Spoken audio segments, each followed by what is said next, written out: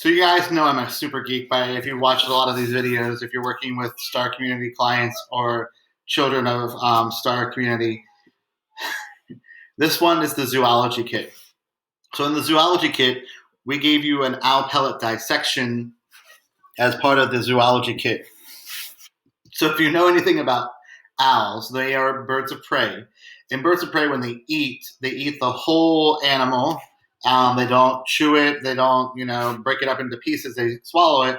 They digest it, and then the bones and the hair or fur of the animal, they can't digest, so it goes back out. They regurgitate it as a ball, and that ball is what we call a pellet, and that pellet contains the bones, the fur of whatever they consume. So it's really cool because you can dissect. So you have dissecting like forceps or tweezers. You have magnifying glasses. You have things like that you can do.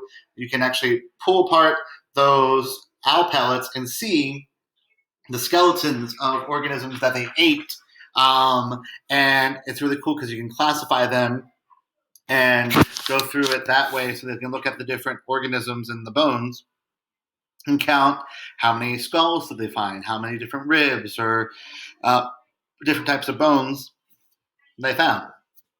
It doesn't really have to be very precise. It's just more the exposure, getting them to understand the skeletons, and really understanding how many small rodents, usually mice or voles or other types of small rodents, did that owl eat, and that you can see inside of the owl pellet. So it gives you an idea of, on average, on one sitting, like how many, or one night, what are they eating? How many mice or voles or other small rodents are they eating? And it's really cool.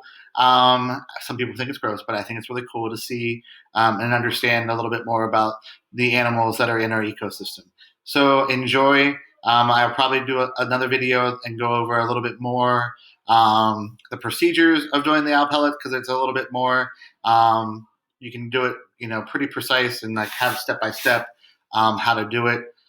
This one is just getting started a little bit with the owl pellet. Actually, let's do it in this video a little bit too. So one of the first things I always do is I put down some type of like piece of paper, like a placemat, so that you keep all the materials of the owl pellet in one area.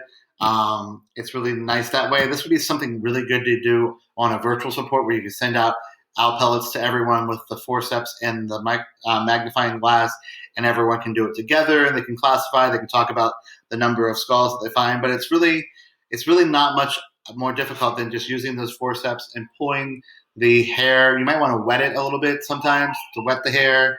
It helps it pull apart a little bit more, and you can get out the bones a little bit more. But then classifying them, I usually then take the bones with the forceps and put them on another piece of paper and categorize them as like different bones that look the same.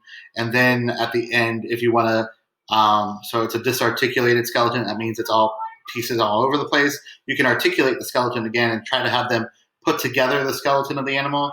So it looks like it laying flat out with the skull, the ribs, the legs, all that kind of stuff, the tail, so that it looks like an actual organism again. So it's really cool. I think it's fun. So